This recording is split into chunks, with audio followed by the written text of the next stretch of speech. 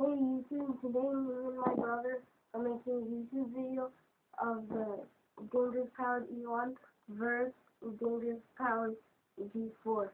And now my brother, I'm going to take the camera and my brother's going to tell you about the gun.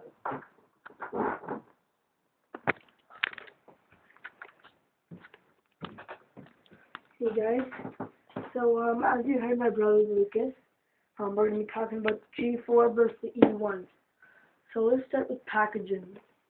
Now, as you can see, the G4 box is almost half the E1 box bigger, a couple 2 inches bigger.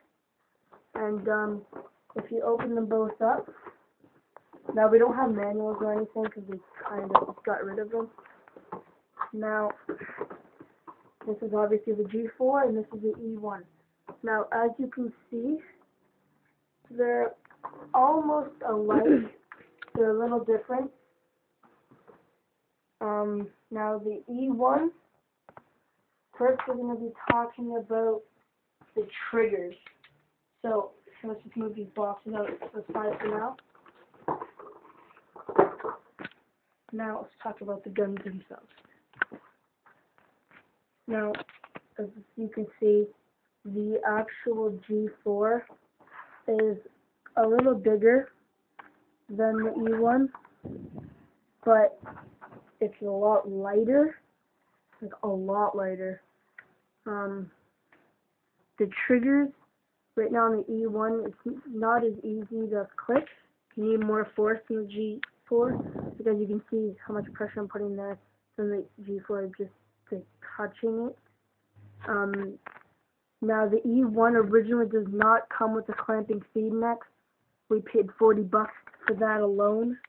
The G4, although, does come with one. Now, it's not going to be blue, it's black. I got this one at Badlands Paintball in Pickering. But, yeah, so for the triggers, I have to give that one to the G4. Now, let's talk about the ASA. On the E1, you can see it is a twist ASA. Now, a lot of guns are starting to have that. It's not bad, but it can get hard once you tighten it really tight. It can be hard to undo. Now, the G4, the flip switch. So you have it open, you plug your tank in or twist it on, and then you just close your ASA, and your guns are all layered up. So for the ASA, I have to give that to the G4. Now let's talk about the grips. They're both good-looking grips, but to me, I think that the G4 is not as grippy as the E1. Plus, the E1 looks a lot nicer, so I'm going to have to give that to the E1. Now, let's talk about the bolt. The bolt on the inside of the G4, very easy access. So is the E1, but the bolt on the G4, it has no O-rings whatsoever. Now the bolt on the E1 has 3 O-rings. So what does that mean? A lot harder to maintenance. You can maintenance it a lot more. So that I'm going to give that one to the G4. Okay, so yeah, that's our review. Now we're going to be moving on to barrels. So over here, you can see we got 3 barrels, okay? We got a silver and black 2-piece proto barrel. You can see. Then we got that, by the way, came with my gun when I bought it, because I bought it used off my cousin. Then we got this CP barrel, 1 piece, all blue. And as you can see at the end, it's got that rigid. I don't know what that's for, but it looks cool. Now that my brother bought when he bought the E1, because it originally came with this small, 9-inch barrel, and he wanted to upsize.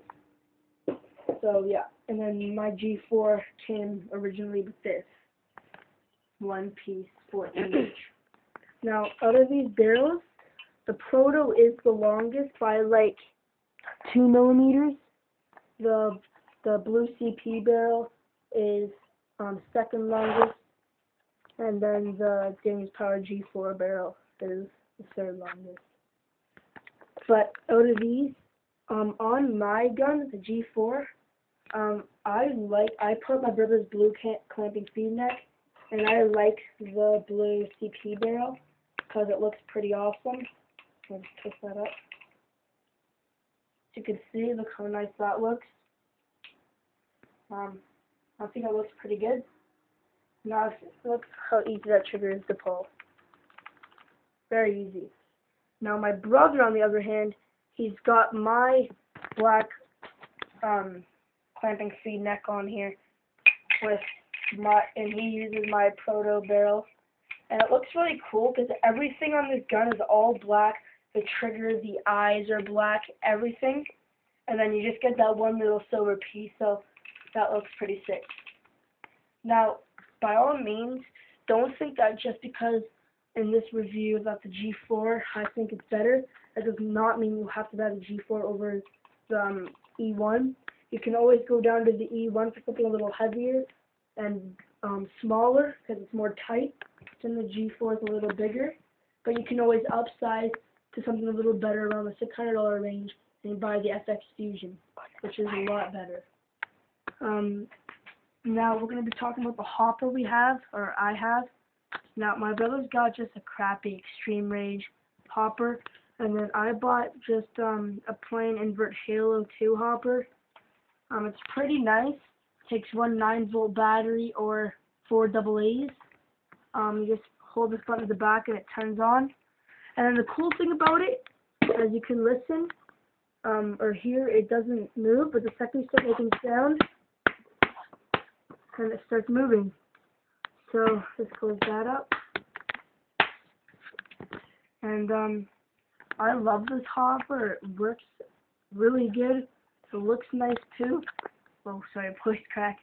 And then I got a Rockstar sticker on there and a PPP Premium sticker. Now let's move on to my mask. Now I had a JT mask for a couple months now. JT Classic mask, and then so did my brother, my dad. But then a couple of days ago, I bought this V4, sorry, and the foam, oh, it's a lot more spongy. It's not as hard, and this mask actually looks pretty nice. I paid $50 for this mask. It's regularly like $80, and this is how it looks. It's actually a really awesome mask. I love it. Gives great protection.